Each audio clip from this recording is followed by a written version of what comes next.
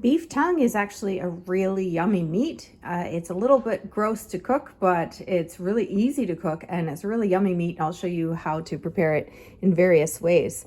And it's actually quite common around the world, even here in Canada, to eat beef tongue. I live on a street with a lot of rural people and everybody eats beef tongue. So here's about the 5 minutes that you want to put into your beef tongue. Everybody I know does this just in a pot on the stove. I like to use the slow cooker and cook this for about 8 hours on low. So you want a couple of bay leaves in there. I have 2 bay leaves in here. You want onions, preferably white onions. I didn't have any white onions.